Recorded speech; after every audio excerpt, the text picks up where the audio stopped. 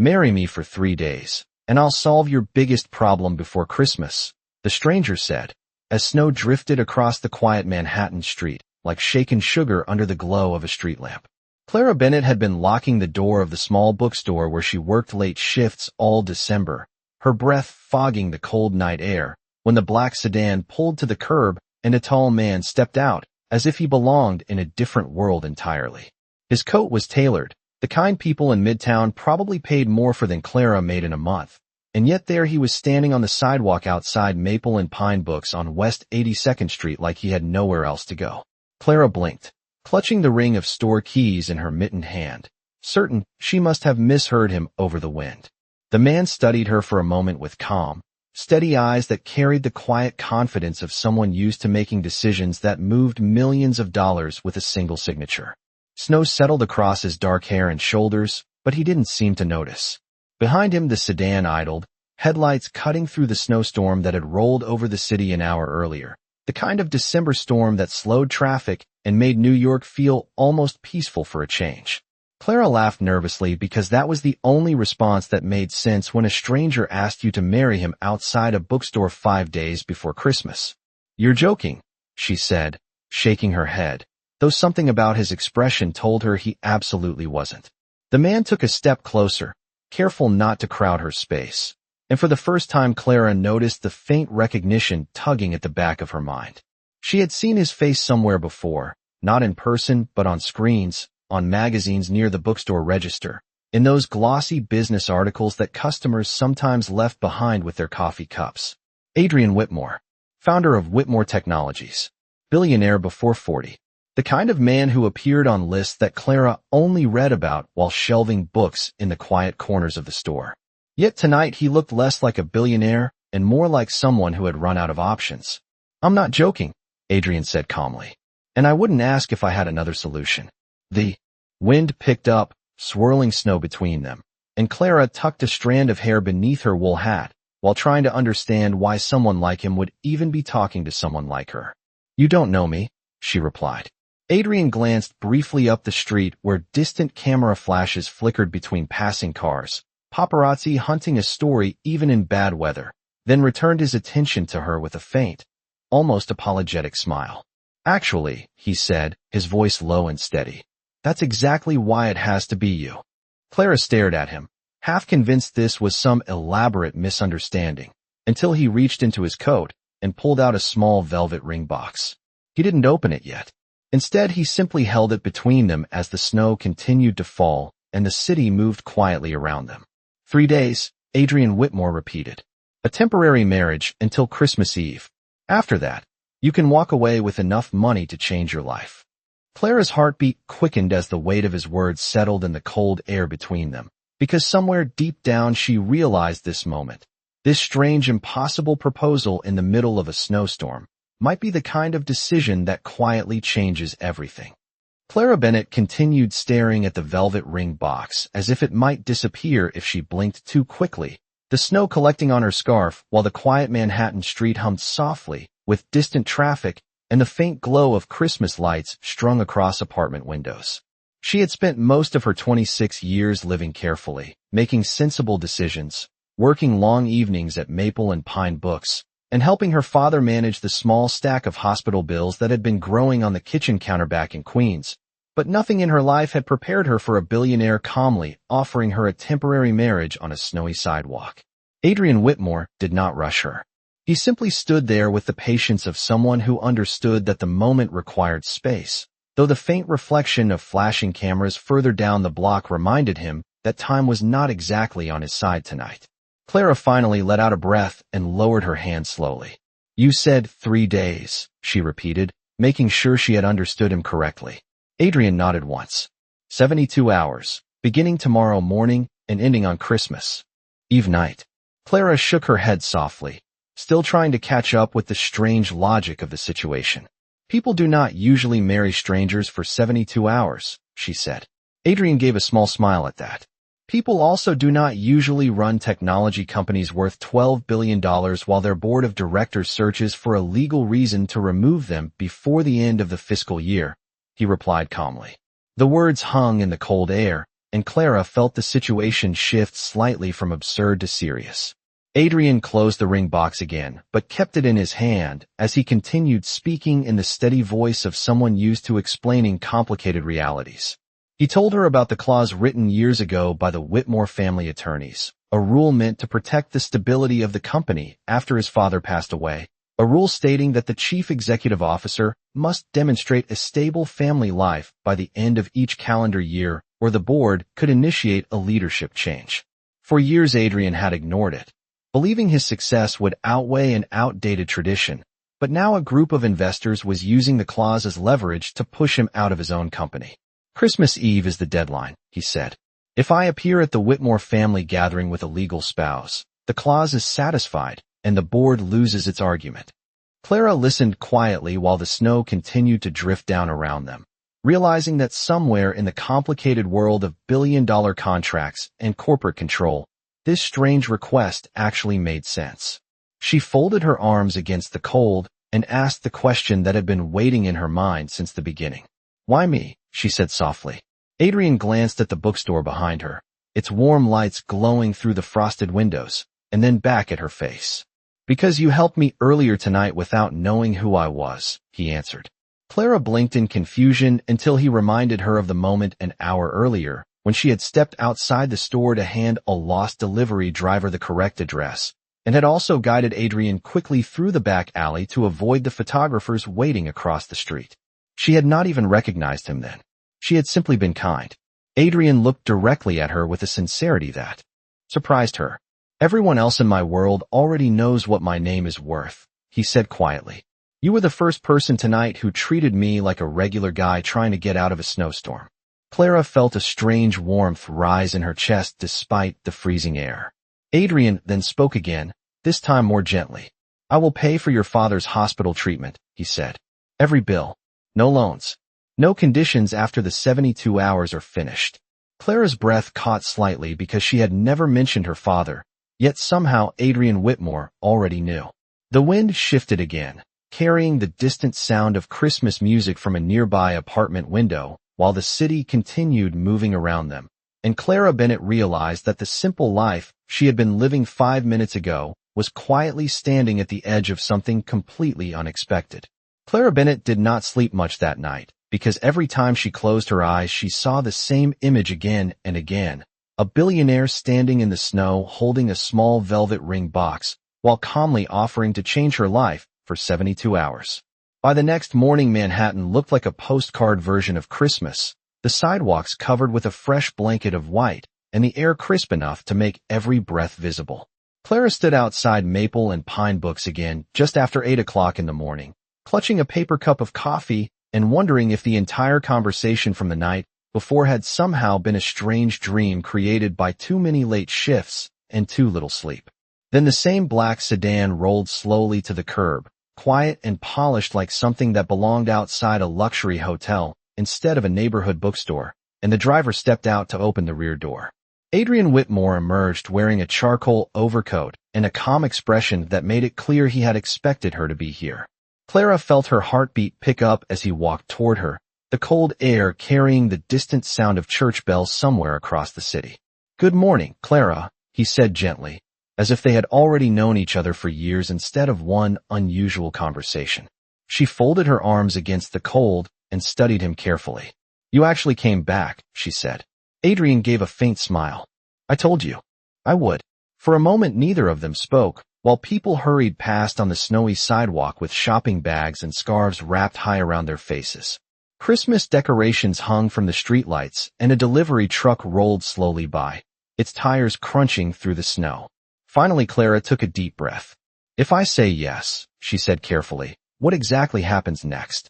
Adrian gestured toward the waiting sedan. First we meet my attorney and sign a temporary marriage agreement, he explained. It will outline the 3-day arrangement, financial compensation, and the public appearance required at my family gathering on Christmas Eve. Clara stared at him. You really planned all of this overnight. Adrian shook his head slightly. I have been planning solutions for weeks. You are simply the first one that feels honest. Clara looked down at her coffee cup, thinking about the hospital room where her father had spent the last 2 weeks recovering from heart surgery, thinking about the quiet fear in his voice whenever he asked how they would manage the next round of medical bills. She had always believed that life changed slowly through small decisions, but suddenly she understood that sometimes one unexpected choice could shift everything at once. Adrian seemed to sense the weight of the moment and spoke again, his voice calm and steady. "You will not be trapped in anything," he said. 72 hours, Clara. After Christmas Eve you return to your life exactly the way it was, except without the financial pressure you have been carrying. Clara raised her eyes to meet his. The sincerity in his expression surprised her again, the quiet respect with which he waited for her answer instead of pushing for it. Snowflakes drifted gently between them, landing on the shoulders of his coat and the sleeve of her sweater while the city continued its busy holiday rhythm around them. Clara Bennett finally exhaled slowly, then gave a small nod that felt both terrifying and strangely hopeful at the same time. "All right," she said softly. 72 hours. Adrian Whitmore held her gaze for a moment longer before opening the car door for her with quiet courtesy, and as Clara stepped inside the warm leather interior of the sedan, she realized that the ordinary life she had been living yesterday was already beginning to feel very far away. The black sedan moved smoothly through the snowy streets of Manhattan, while Clara Bennett sat quietly in the back seat beside Adrian Whitmore, watching the familiar city slowly transform into something that felt more distant with every passing block. She had lived in New York her entire life, yet the view from inside this car somehow made the city look different, as if she had stepped into someone else's story without warning.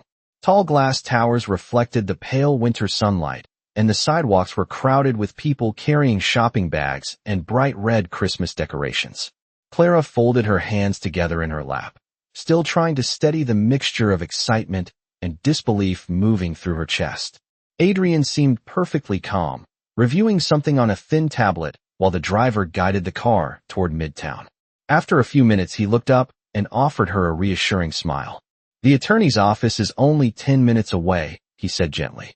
"Once the paperwork is finished we will have the legal documentation required for the temporary marriage." Clara blinked slowly. Hearing the words spoken out loud made the situation feel suddenly more real. "Temporary marriage," she repeated softly, as if testing how the phrase sounded. Adrian nodded once. "It will be filed legally, but with a clearly defined expiration agreement. The contract protects both of us."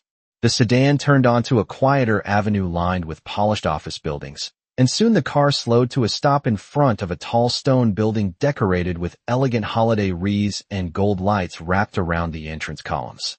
A uniformed doorman opened the car door while warm air drifted from the lobby. Clara stepped out carefully, her boots touching a perfectly cleared sidewalk while she stared up at the impressive building rising above her. Adrian walked beside her with relaxed confidence as they entered the lobby where polished marble floors reflected the glow of a massive Christmas tree decorated with silver ornaments and soft white lights. Clara could not stop herself from whispering, "This place looks like a hotel in one of those holiday movies." Adrian smiled slightly. "My attorney believes successful negotiations should happen in comfortable surroundings."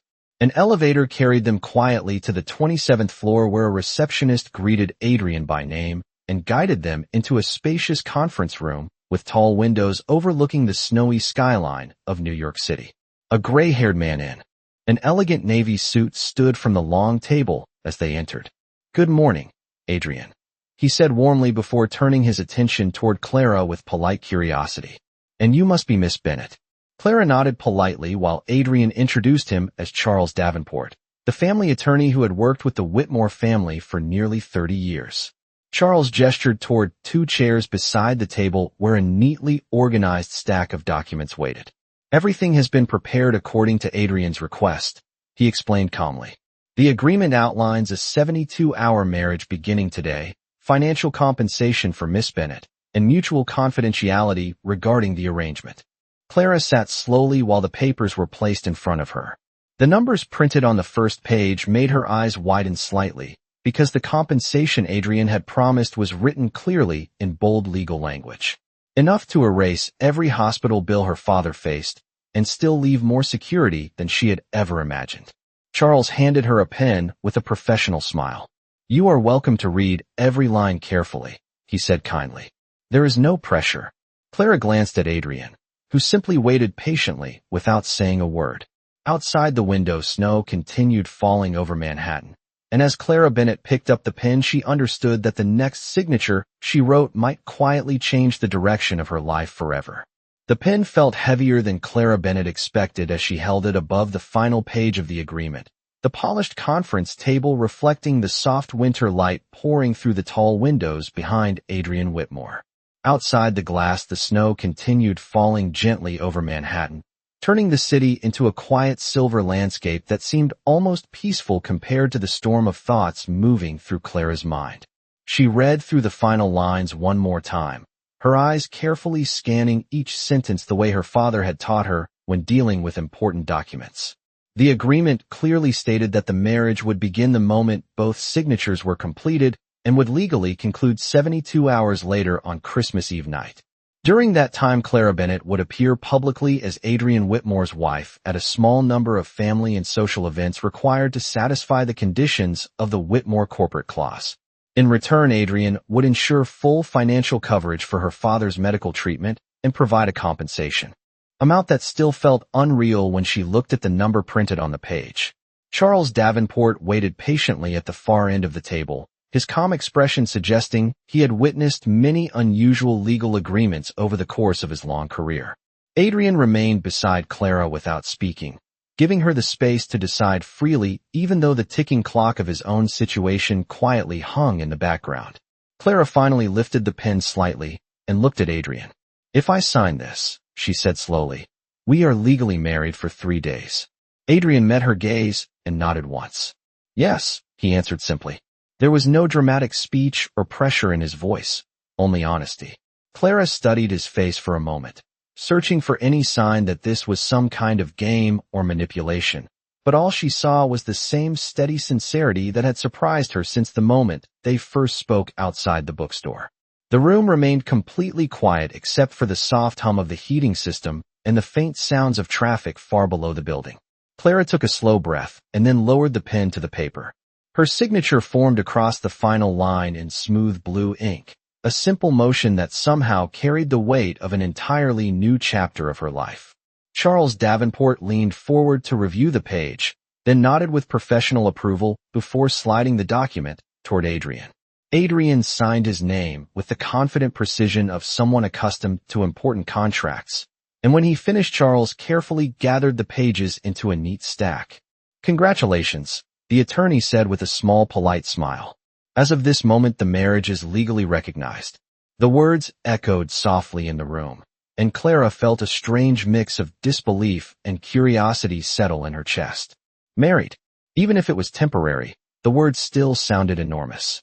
Charles handed Adrian a small envelope containing certified copies of the documentation, while another assistant quietly entered the room with a slim velvet box. Adrian accepted it and then turned toward Clara. For a moment, he seemed almost hesitant, as if recognizing that this symbolic step might feel overwhelming for someone who had not expected to be wearing a wedding ring today. He opened the box to reveal a simple, elegant band of white gold that caught the light gently, without being overly extravagant. "This is only for appearance during the next few days," he explained softly. "Nothing about this arrangement will ever trap you." Clara allowed herself a small, nervous smile as she extended her hand. Adrian carefully placed the ring on her finger, the cool metal fitting perfectly as if it had been measured long ago. When their hands briefly touched, Clara felt a quiet spark of warmth that surprised her again, though neither of them commented on it. Adrian closed the ring box and then offered her a reassuring look. "Our first stop is the hospital," he said calmly. "I would like to personally confirm that your father receives the best care available." Clara blinked in surprise because she had expected the next step to involve business or publicity, not kindness directed toward her family. She nodded gratefully while the reality of everything slowly settled in. 72 hours had just begun, and already the world she knew was starting to look very different. The hospital lobby smelled faintly of coffee and antiseptic when Clara Bennett stepped through the sliding glass doors beside Adrian Whitmore, the quiet warmth inside a sharp contrast to the cold December air they had just left behind. The place was busy in the calm, organized way hospitals often were during the holiday season, nurses moving between stations, family speaking softly near the waiting area, and a tall Christmas tree standing beside the reception desk decorated with simple silver ribbons and soft white lights. Clara paused for a moment just inside the entrance, still adjusting to the strange reality that she had walked into this building only yesterday as a worried daughter carrying a folder of unpaid medical bills, and now she had returned wearing a wedding ring beside one of the most powerful businessmen in the country. Adrian seemed completely comfortable in the environment, speaking quietly with the receptionist and presenting his name in a calm voice that immediately changed the level of attention around them. Within minutes, a hospital administrator approached with a polite smile and guided them toward a private consultation office. Clara followed silently, her thoughts racing as they moved through a hallway lined with framed photographs of medical staff and community events. When they entered the office, a doctor who had been supervising her father's recovery stood from behind the desk with a welcoming expression. "Miss Bennett," he said warmly, "your father is doing well this morning." Clara felt a small wave of relief wash over her chest, but Adrian gently stepped forward before she could speak. "Doctor, I would like to personally confirm that Mr. Bennett receives the highest level of care available," Adrian said calmly. The doctor nodded with professional reassurance. "Your father's procedure was successful and his recovery is progressing normally," he explained. "However, there are still several follow-up treatments required over the next few weeks." Clara lowered her eyes slightly because she knew exactly what those additional treatments meant financially. Adrian glanced briefly toward her before returning his attention to the doctor. "Please proceed with every recommended step," he said without hesitation. "My office will cover the full cost." The doctor looked momentarily surprised but quickly composed himself, offering a respectful nod. "Of course, Mr. Whitmore. We will ensure he receives the best care possible." Clara felt her throat tighten slightly as the weight of Adrian's words settled in. For weeks, she had been quietly calculating which expenses could be delayed and which could not, trying to protect her father from the stress of knowing how fragile their situation had become. Now, in a matter of seconds, the burden had been lifted in a way that still felt difficult to believe. A nurse soon guided them down another hallway toward her father's room, the soft beeping of medical equipment echoing faintly in the distance. When Clara gently pushed open the door, she saw her father sitting upright in bed reading a newspaper, his glasses resting low on his nose. He looked up in surprise when she entered, but the moment his eyes noticed Adrian standing beside her, the expression on his face shifted into complete confusion. "Clara," he said slowly, lowering the newspaper. "Did I miss something important while I was asleep?" Clara could not help smiling nervously as she stepped closer to the bed. Adrian remained a respectful distance away, giving her the space to explain the situation in her own way. Clara glanced down at the simple white gold ring on her finger and then back at her father's puzzled face. In that moment, she realized that the 72-hour agreement she had just signed was no longer only about a contract or a corporate clause. It had already begun to change real lives, including her own. Mr. Bennett lowered the newspaper slowly while studying Adrian Whitmore with the careful curiosity of a father who had suddenly realized his daughter had walked into the room wearing a wedding ring and standing beside a man he had only ever seen on television screens and business interviews. The quiet hospital room seemed to pause for a moment as the soft hum of medical monitors filled the space. Clara Bennett stepped closer to the bed and gently touched her father's hand, offering him a reassuring smile, even though she knew the explanation ahead would sound almost impossible. "Dad, this is Adrian Whitmore," she said softly. Her father blinked once behind his glasses as the name settled into place. "The Adrian Whitmore," he said slowly, clearly recognizing it now. Adrian stepped forward with polite respect and extended his hand.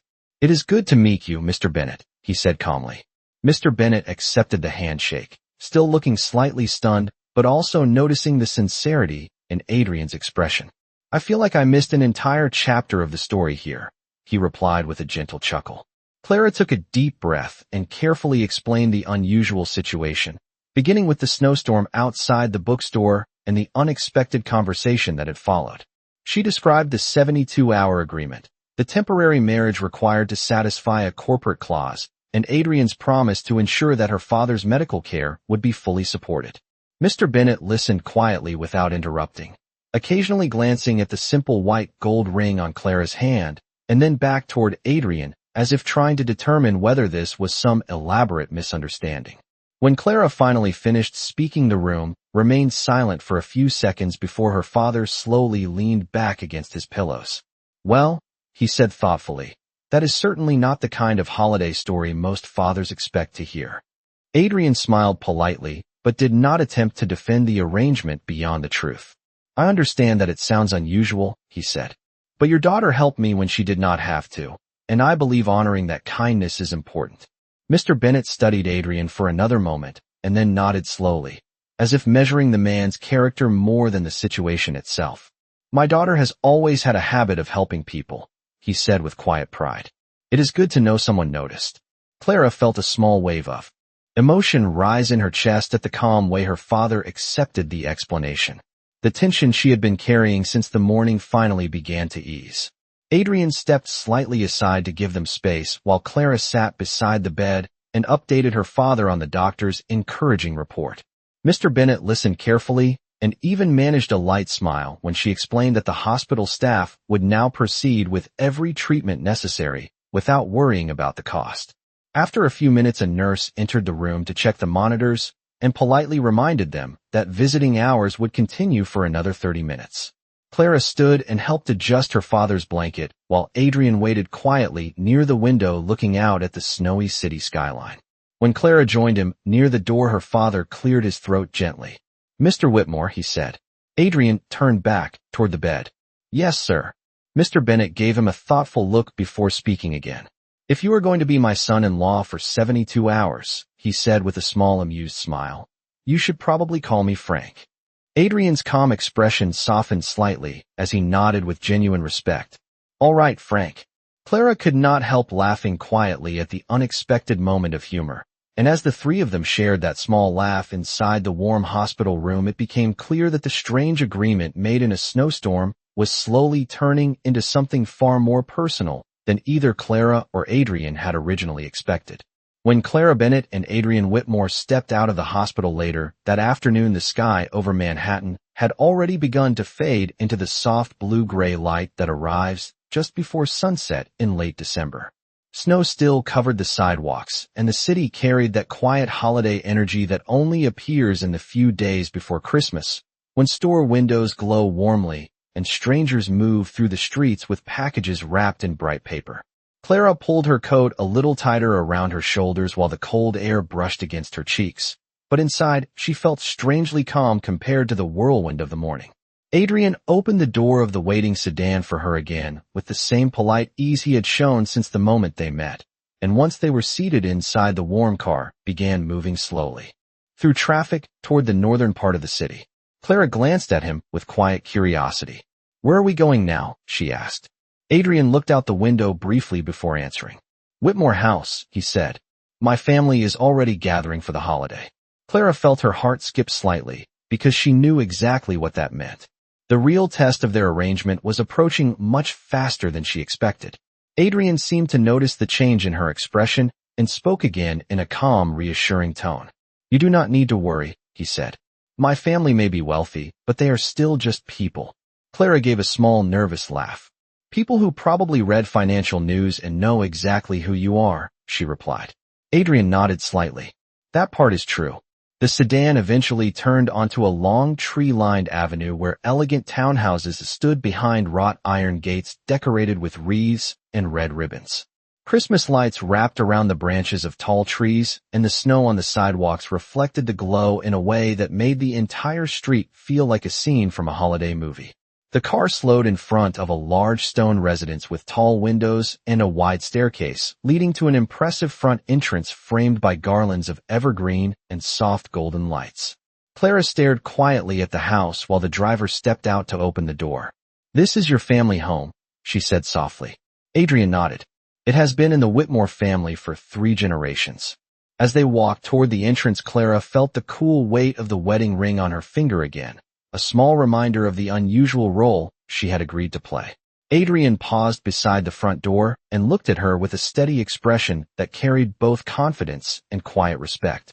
"Inside that house, my relatives will assume that our marriage is completely real," he explained. "You only need to be yourself." Clara took a slow breath. letting the winter air steady her nerves. "I can do that," she said. Adrian smiled slightly before opening the door. Warm light and the scent of pine drifted into the cold evening as they stepped inside a grand foyer where a towering Christmas tree reached nearly to the ceiling, its branches covered with silver ornaments and delicate white lights. Voices echoed softly from a nearby room where members of the Whitmore family were already gathering for dinner. Clara could feel the moment shifting again as she followed Adrian across the polished floor. In less than a minute, she would be introduced to one of the most powerful families in New York City, not as a guest or an employee, but as Adrian Whitmore's wife. And as the sound of conversation grew closer, Clara realized that the next part of their 72-hour marriage was about to begin. Warm light and quiet conversation filled the Whitmore dining room as Clara Bennett stepped beside Adrian Whitmore into the space where his family had gathered around a long polished table set for Christmas dinner. The room itself felt like something from an old holiday painting, with tall windows framed by deep red curtains, a stone fireplace glowing gently in the corner, and evergreen garlands draped across the mantel. Several members of the Whitmore family turned toward the doorway at once, their conversations fading as they noticed Adrian standing there with a woman none of them recognized. Clara felt the natural tension of curious eyes studying her, but she remembered Adrian's quiet advice and simply remained herself. Adrian placed a calm hand lightly at the center of her back and addressed the room with steady confidence. "Everyone," he said, "I would like you to meet my wife, Clara." The word wife seemed to ripple across the room for a moment as relatives exchanged surprised glances. A tall woman with elegant silver hair who stood near the fireplace was the first to step forward. "Your wife?" she repeated with gentle curiosity. Adrian nodded calmly. "Yes, mother." The woman studied Clara for a brief moment before offering a warm smile that immediately eased some of the tension in the room. "Well then," she said kindly, extending her hand. "Welcome to the Whitmore family, Clara." Clara shook her hand politely and introduced herself, while several other relatives gathered closer with friendly interest. What surprised Clara most was how quickly the atmosphere softened once the initial shock passed. Adrian's younger cousin began asking her questions about New York bookstores. An older uncle joked about Adrian finally surprising the family for once, and even the household staff welcomed her with polite smiles. During dinner, Clara answered questions honestly, sharing small stories about growing up in Queens, working among shelves of novels and poetry, and helping her father restore old furniture in their small garage workshop. Instead of judging her simplicity, the Whitmore family seemed unexpectedly charmed by it. Adrian watched quietly from across the table more than once, noticing how naturally she treated everyone with the same kindness she had shown him outside the bookstore days earlier. Hours passed comfortably beneath the warm glow of Christmas lights until the final plates were cleared and the family slowly moved into the sitting room beside the tree. Outside the tall windows, snow continued to fall softly over the quiet avenue. Clara stood beside the tree for a moment, admiring the ornaments while the gentle sounds of conversation filled the room behind her. Adrian approached quietly and joined her there, his voice low enough that only she could hear. "You handled tonight perfectly," he said. Clara gave a small smile while glancing at the white gold ring on her finger. "I was just being myself," she replied. Adrian studied her expression thoughtfully for a moment before speaking again. That is exactly what impressed them. For a few seconds, neither of them spoke while the soft glow of the Christmas lights reflected across the ornaments above their heads. Clara suddenly realized how much had changed in less than 2 days. What had started as a practical agreement between strangers had quietly turned into something far more meaningful. Adrian seemed to feel the same shift because he looked at her with a seriousness she had not seen before. "The 72 hours will end tomorrow night," he said softly. Clara nodded, knowing the truth of that statement. Yet neither of them stepped away from the moment. Outside, the snow continued falling gently across the city, while inside the Whitmore house the warmth of Christmas surrounded them. And somewhere between the quiet laughter of family members and the glow of the tree, both Clara Bennett and Adrian Whitmore began to understand that the temporary marriage meant to last only 3 days might have already changed their lives in ways neither of them expected.